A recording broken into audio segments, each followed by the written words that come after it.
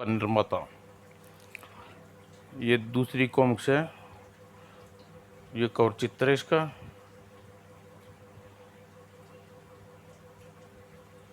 ये आगे booth machine से आगे की पानी है। ये आप बूथ मशीन में पढ़ सकते हो इससे अगले एक दो पार्ट में।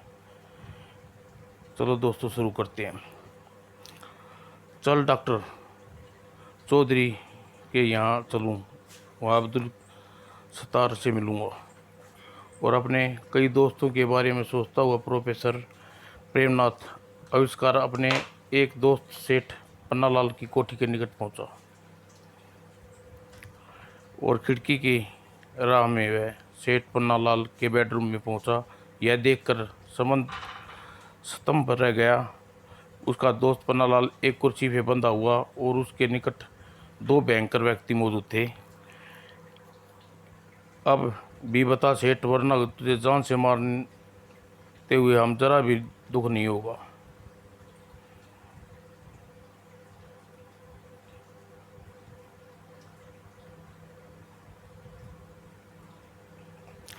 मार दो, बेशक जान से मार दो, मगर मैं अपने देश से गद्दारी नहीं करूँगा।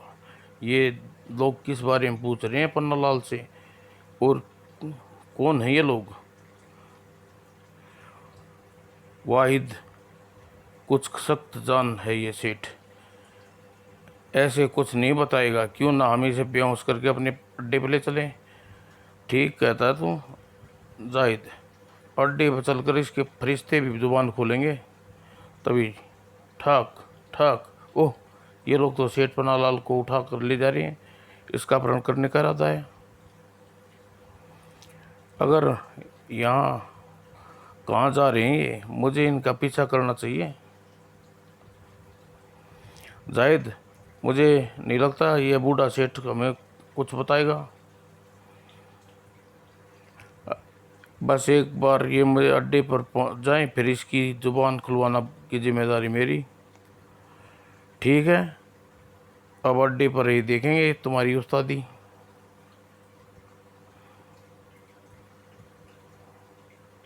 अरे यह क्या, लगता है पिछला टायर ब्लास्ट हो गया।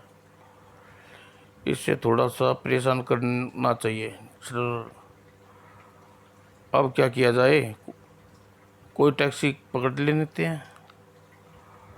और टैक्सी नहीं, यह ठीक है रहेगा। सेठ के साथ जाना और वह बेहोश है, हमें कोई प्रॉब्लम, कोई प्राइवेट व्हीकल ही ठीक रहेगा। क्या है, तुम मेरे हेड को क्यों छेड़ रहे हो जाहिद? अरे मैंने क्या किया? तुम्हारा हेड तो, अरे ये क्या बदतमीज है जाहिद।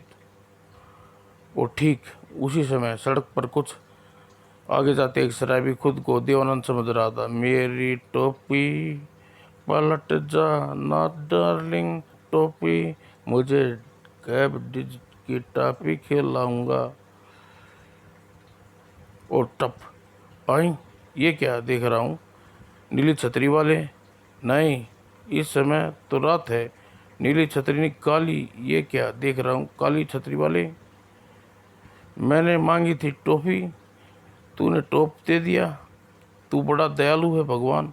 अरे वाह, मेड इन चाइना। खूब, बहुत खूब। अब अपने दोस्तों से कहूँगा मैं भी चीन लेकर आया हूँ, पर यह दोस्त है तो मेरा कोई है ही नहीं। ठीक है, अपने दुश्मन को बोल दूंगा यह हैट चीन से लेकर आया हूँ। ए हेठी दे गंजे, क्यों दूँ? मैं तो नहीं देता। यह बैट मुझे काली छतरी वाले ने दिया है। नहीं देगा? नहीं दूंगा। तो ये ले गुस्सा खा। अरे नहीं, मुझे बिल्कुल भूख नहीं लगी, गुस्सा आप ही खाओ। आए, ये क्या कर दिया कमबख्त मोटे, मेरा जबड़ा ही तोड़ दिया बू। मगर मैं तुझे हैट नहीं दूंगा। ये हैट काली छतरी वाले ने दिया है, इसे उसे ही लौटा देता हूँ। ब्लैक काली छतरी वाले। और हैट हवा में तब भूतनाथ के सिर पर जाकर अटक गया। मगर मोटू बदमाश स्वयं गंजे शराबी वह ऐट हवा में लटका वो दिखाई दिया। अरे अरे, ये ऐट तो हवा में उड़ रहा है, लगता है जादू का ऐट है। क्यों भाई? मोटू बदमाश ये ऐट पकड़ने के लिए दौड़ा, मगर भूत बना प्रोफेसर प्रो हवा में ऊपर उड़ता चला गया और बदमाश की पकड़ से काफी ऊंचा उठ गया। उफ, यह मेरा ऐट पतंग बन गया। पतंग नहीं, गैस का गुब्बारा। अब चलो, बहुत दौड़ लिए ऐट के पीछे, मगर उसे मेरा ट्रांसमीटर भी छिपा है। मुझे बॉस ने बात करनी। ओह, कोई बात नहीं, मेरे ट्रांसमीटर से बात कर लेना। मुझे नहीं लगता कि अब वह तुम्हारा ऐट मिल जाएगा। कमाल है, ऐट नीचे नहीं गिर के नहीं दे रहा, लगता है किसी पकड़ कर हवा में ऊपर उठा लिया। मगर किसने क्या?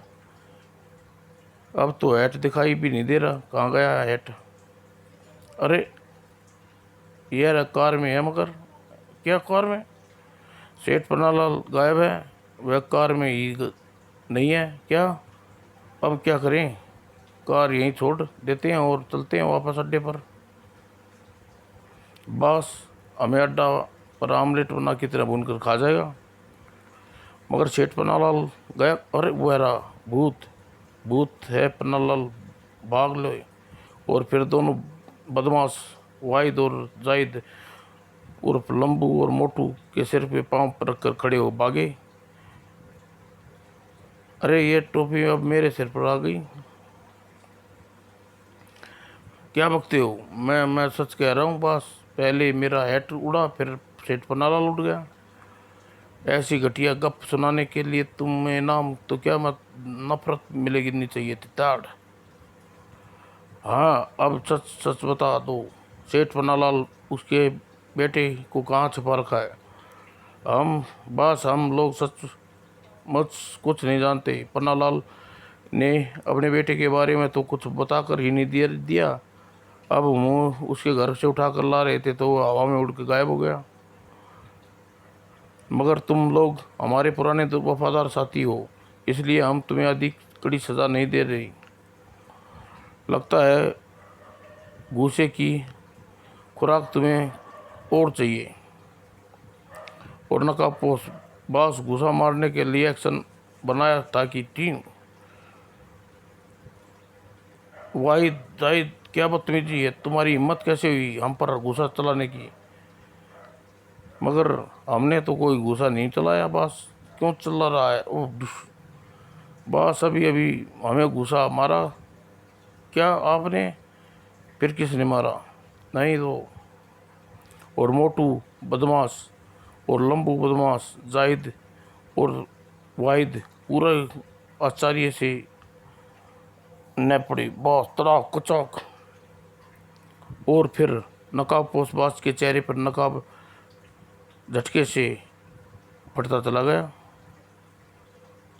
नकाबपोश बॉस की शक्ल फटते ही मोटू लंबू एक चीनी व्यक्ति का चेहरा नजर आया। यह क्या हो गोरख धंधा है? जाहिद वाहिद, हमारे सिर पर कुर्सी तुम लोगों ने मारा? नहीं बॉस, हम लोग तो सपने में भी नहीं ऐसी हिम्मत नहीं कर सकते। हमने आपको नमक खाया है, फिर इसलिए गोली खाने वाला काम क्यों हरगिज नहीं कर सकते? तो फिर ये कौन है जो हमारे साथ मजाक कर रहा है? तभी अचानक चीनी व्यक्ति को लगा जैसे किसी ने उसके पैर को कसकर पकड़ा और फिर हवा में ऊपर उठता चला गया। और अरे अरे, यह क्या हो रहा है? मैं चीन का सबसे बड़ा जासूस कार्मरेड फंगचू हूँ। कौन है जिसने मुझे पकड़ा है? मुझे छोड़ दो मुझे। यह क्या भूत प्रोफेसर और खुरापात थी जिसने चीन के सबसे खतरनाक एजेंट को मानसू को भी उल्टा कर दिया था? और फिर अचानक भूत ने प्रोफेसर नाथ फमांसू के शरीर को छोड़ दिया और ठीक उसी क्षण चीन एजेंट फोमांचू के अड्डे के कमरे पर। हाय मैं मर गया। अरे यहाँ तो कोई भी नहीं है, मेरे सवाल का जवाब दे। यह यह तो कोई बदमाश का अड्डा लगता है। किसका अड्डा है यह? हम बताते हैं तुमको किसका अड्डा है। चलो आगे बढ़ो। ओह गड़बड़, तुम कौन हो? हमारा नाम फूचिंग है। हम तुमको बोला का अपना नाम। चलो बास के पास चलो और स्टेनगन से कवर कर पुचांग सेठ पन्नालाल को उसी कमरे तक ले आया जहाँ बास और मोटू लंबू का जाहिद और मौजूद थे।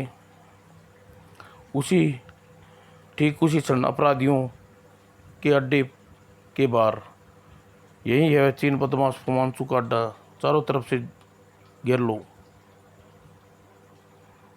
उधर अड्डे के हाल में जैसे ही बड़े कमरे में उफ सिर फट गया। बस यह आदमी अपना अपना अड्डे पर अकेला घूम रहा था। वहीं सेठ पन्नालाल आओ आओ सेठ आओ, तुम्हारे ही लाने के वास्ते हमने अपने दो आदमी को भेजा, मगर तुम बीच में कहाँ गायब हो गया था?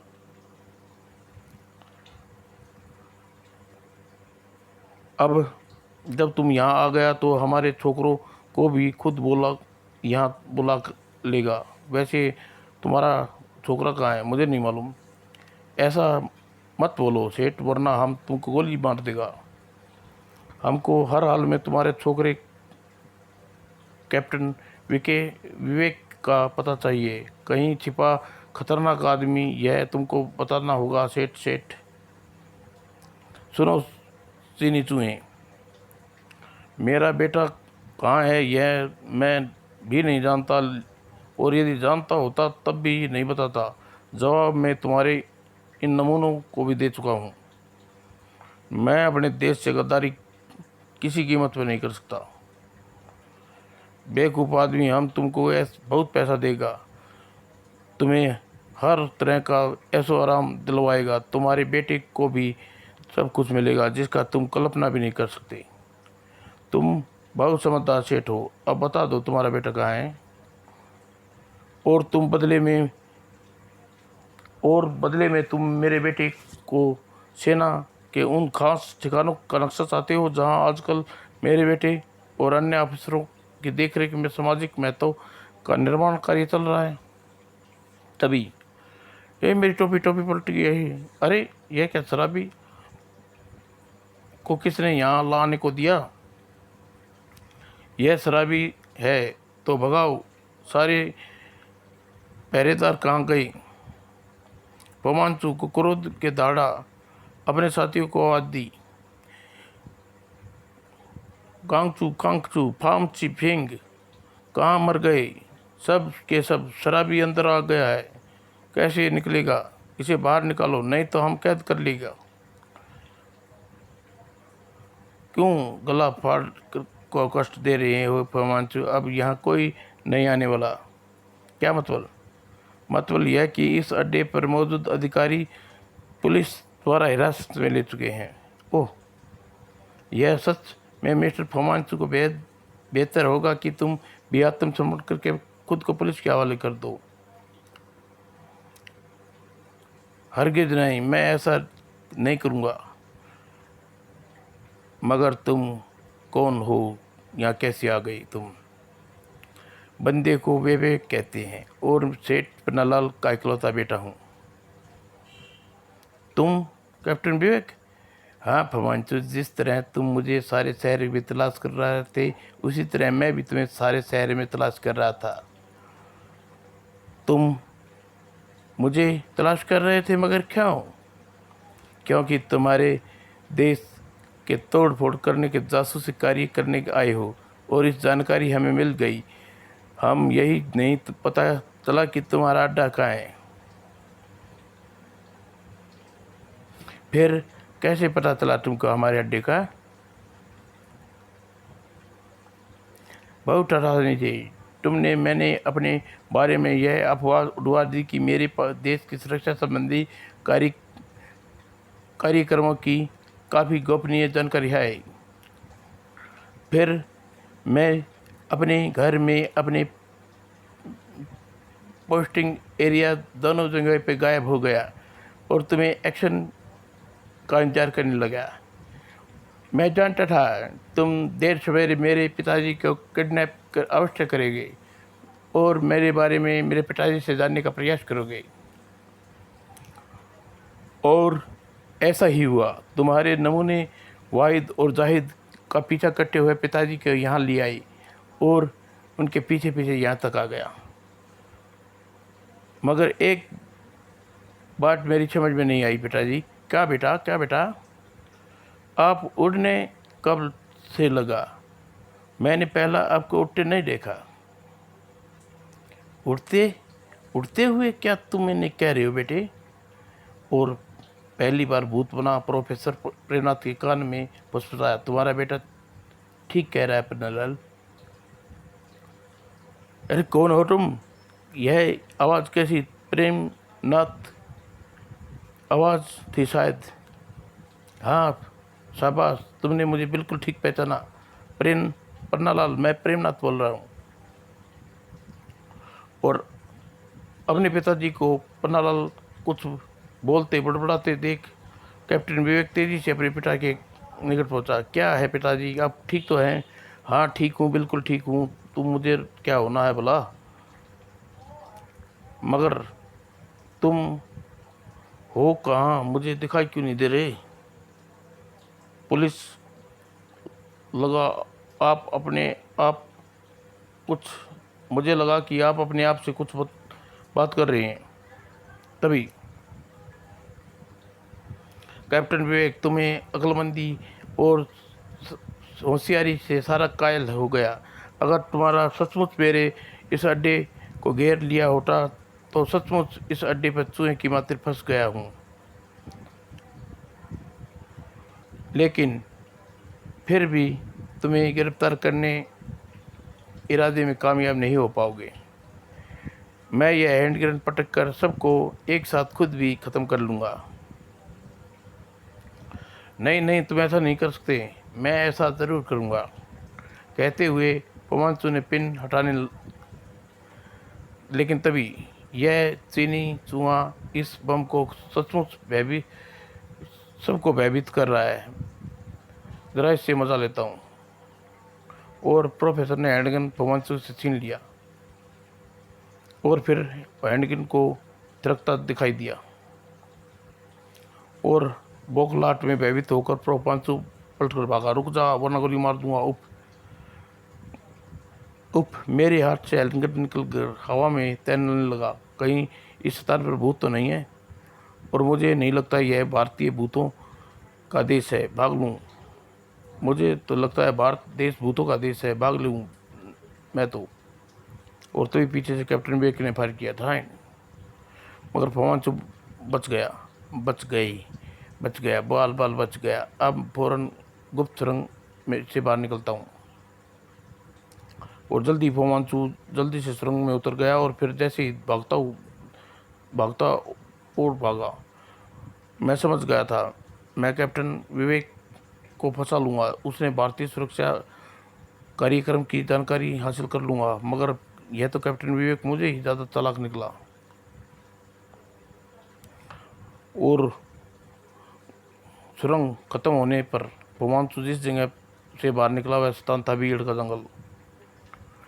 पहले सुरंग का मार्ग बंद कर दूं। अरे बाप रे, यह हैंड ग्रेनेड बार बार मेरे सिर पर क्यों आ रहा है? और कहीं सेठ पन्नालाल का जादू वादू टूट के तो नहीं जानता? मेरे हाथ निकल गई। बम मेरे ऊपर चल रहा है। यह तो आजकल यह मेरे ऊपर गिर जाएगा तो। और पमांसू ठोकर खाकर गिरा और भूत प्रोफेसर उसके सामने। ए बम देख देख देव, तू चीन का बना हुआ है, यह भारत का है नहीं बना है। तू मेरे ऊपर नहीं फटेगा दोस्त। जंगल में भागते भागते हुए पमांसू कई बार गिरा, कई बार, मगर हर बार आधी क्षण के लिए रुका नहीं। कहाँ जा रहा है पमांसू? लगता है इस जंगल में कहीं अड्डा है, ज़रूर है। और भागते भागते आखिरकार फुमांचू एक विशेष तालाब के निकट पहुंचा और उसमें जेब से एक रिमोट कंट्रोल निकाला और रिमोट कंट्रोल से एक बटन पुश किया। अगले पल अरे यह रिमोट कंट्रोल से तालाब पूरी तरह पानी गायब हो गया। उफ, मेरा यह हैंड ग्रेनेड तो मेरे पीछे ही पड़ा है। अब जैसे पंख लग गए हुए इसके। और तालाब के ऊपर एक बार फिर रिमोट कंट्रोल का बटन पुश करता हूँ और तुरंत ही उस स्थान पर सीढ़ियाँ नजर आने लगी और फुमांचू सीढ़ियों से नीचे उतर गया और पीछे पीछे भूतनाथ प्रोफेसर भी नीचे आ गया। और कुछ ही देर बाद फुमांचू के पीछे प्रोफेसर एक विशेष हाल में जैसे पहुंच गया। यह मशीन क्या है? यह तो कोई प्रिंटिंग प्रेस लग रही है। इसमें नोट छपते हैं क्या? जाली नोट और फिर जाली डाक टिकट भी। अरे भड़काने वाले, हमारे देश के सामग्री फैलाने वाले पोस्टर। उफ, यह विशाल हथियारों के जखीरा। जरूर यह हथियार आतंकवादियों को बांटे जाने होंगे, एकत्रित किए हैं। इसका मतलब हमारे देश में धर्म पर्यावरण के नाम पर उत्पाद ग्रह युद्ध भड़काने की पूरी योजना तैयार है। Hello hello hello red dragon, Fu Manchu speaking. Hello report. Captain Vivek को हासिल करने के लिए भारत के सवारिक अड्डे में नाकारी प्राप्त करने के लिए योजना, हमारा मिशन फेल हो गया। एक hand grenade. What? Yes red dragon. Captain Vivek को, उसके पिता को सेठ पन्नालाल का अपहरण करने के मेरे अड्डे नंबर 1 पर ले जाने का काम हमने खालिद और जालिद को सौंपा था। उसके साथ ही बड़ी अजीबोगरीब घटना घटी। फुमांचू विस्तार से सारी घटनाएं अपने बॉस को, ड्रैगन को बताई। और फिर अभी बड़ा कमाल है कि एक रेड ड्रैगन भी हम मारा हैंड ग्रेनेड मेरे हाथ से छूटकर मेरे सिर पर चला आ रहा है। क्या गप हाँक रहे हो तुम? यह घटना साफ साफ सच सच सपट करो। फुमांचू ने एक बार फिर सारी बात दोहराई और यह हैंड ग्रेनेड तो फिर मेरे सामने आ गया। रेड ड्रैगन और प्रोफेसर ने हैंड ग्रेनेड फुमांचू की तरफ फेंका और फिर धड़ाम। उसके साथ ही भूतनाथ बने प्रोफेसर प्रेमनाथ के जंगल में बने खूबसूरत तहखाने अड्डे को भी बुरी तरह तहस नहस कर दिया। हैंड ग्रेनेड का धमाके से दूर तक गूंजा होगा, शायद पुलिस के कानों भी पड़ गया हो। और प्रोफेसर नाथ के अनुसार गलत नहीं किया। पुलिस भी वहां तक आने में देर नहीं लगेगी। तुरंत प्रेमनाथ को समय रुकने का कोई इरादा नहीं था। वह पलटा और वापस उसी पहले वाले अड्डे पर पहुंचा जहां सेठ पन्नालाल और उसके बेटे कैप्टन विवेक मोटू बदमाश जाहिद को छोड़ गया था। अरे यहाँ तो कोई नहीं है, लगता है सब बदमाश पुलिस को पकड़ ले गए हैं। और सेठ पन्नालाल, फिर वह जरूर अपनी कोठी पर गया होगा। और थोड़ी देर बाद, बहुत खूब, मेकअप करने में तो तुम कमाल कर दिया विवेक। मैं तो तुम्हें कोई घटिया किस्म का गंजा चर्ची समझता था। फुमांचू और उसके गैंग को पकड़वाने के लिए तूने जाल फेंका और मेरी निगरानी कर रहा है, ताकि जैसे ही फुमांचू के साथी मुझसे संपर्क करें मैं फुमांचू के अड्डे पर छापा मार सकूं। मुझे यह अफसोस है कि फुमांचू जिंदा हाथ से नहीं लगा। रात बहुत हो चुकी है। पास ही होटल में डिनर के लिए खाना ले आता हूँ पिताजी। और कैप्टन विवेक जैसे ही बाहर गया, भूतनाथ प्रोफेसर पन्नालाल के निकट आया। पन्नालाल, पन्नालाल, मैं हूँ तुम्हारा दोस्त प्रोफेसर दीननाथ। मगर तुम हो कहाँ? मुझे तो दिखाई नहीं दे रहे, मैं भूत बन गया हूँ। तुमने भूतगण मुझे फिर से इंसानों का रूप हासिल करने के लिए मुझे तुम्हारी मदद की ज़रूरत है। नहीं नहीं। तभी कैप्टन विवेक डिनर के साथ सामने टेबल पर पहुंचा। चलिए डैडी, नाश्ता कर लीजिए पिताजी। पिताजी, और जैसे ही कैप्टन विवेक ने अपने पिताजी को झंझोड़ा और उसका शरीर एक ओर लुढ़क गया। पिताजी, ओह, क्या कहना doctor? Heart attack is no more. अब किस किस दोस्त को से मदद मांगूं? अब तो मुझे यह भी ख्याल रखना होगा, किसी से मदद मांगूं तो उसके यह भी पता कर लूं कि वह दिल का कमज़ोर तो नहीं है। कैसी भी डमना है। मैंने भूतों का निर्माता कहलाने के लिए विश्व में कुख्यात होना, आज खुद भूत बनकर भटक रहा हूँ।